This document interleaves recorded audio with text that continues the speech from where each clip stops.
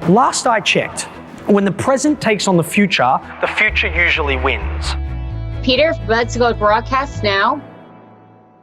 If we want to continue to have the impact on the mindsets, on the beliefs, on the behaviors of the people we most need to influence, we can't take what we used to do offline and shoehorn it online. Short attention spans mean we can't dictate content through passive Keynote experiences. We need to facilitate interactive, real-time, applied experiences.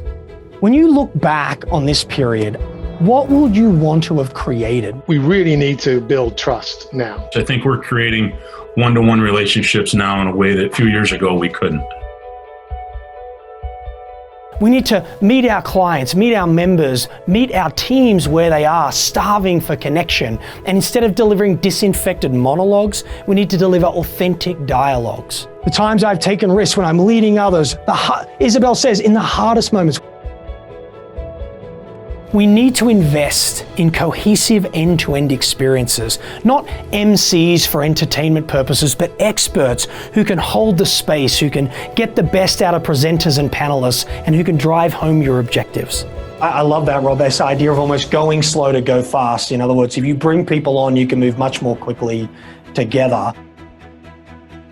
As we're all robbed of the physical hallways, the bars, the coffee shops where we'd leave the keynote, leave the breakout, and have an unstructured dialogue as we started to connect the dots, as we're robbed of that, we're going to need people in our virtual experience that create that line of sight, that help us make sense of our path forward. The most successful ones are doing it in parallel. They continue to service their customers using traditional platforms and traditional methods while in parallel building that new capability.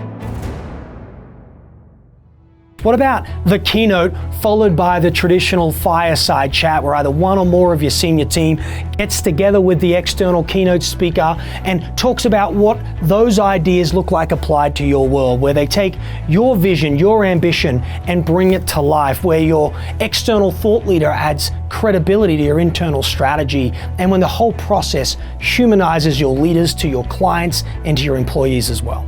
It's this fantastic thing when there's this collision of behaving in the right way and then also being right for the business. So what are we going to do next? Don't try to boil the ocean.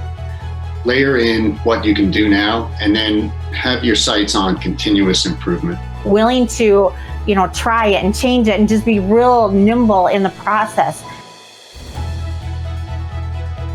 People right now are desperate to know, what are other people like them doing to handle the challenges of today? What's working, what's not working? What about a directed but authentic client panel? One where we intentionally reposition your value in this new world. One where we create a space for your clients to tell your story, because we know that will massively enhance believability. And where just by having the conversation, you demonstrate your intimacy and understanding of your client and members' reality. Think about that focus on resilience, agility, adaptability. That's the way that we're going to go ahead and continue to grow and to show the value that we have. Behavior change takes reinforcement.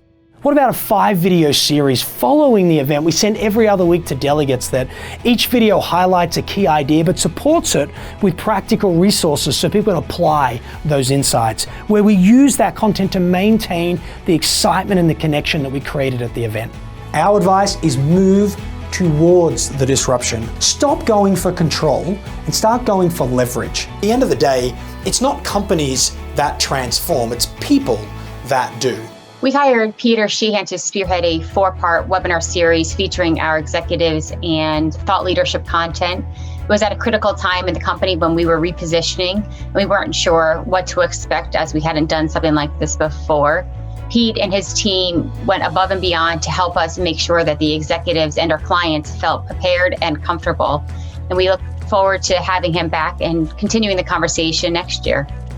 I've been facilitating these types of experiences for 20 years. Let's work together and create a customized design that humanizes your leaders, engages your people, and inspires lasting change.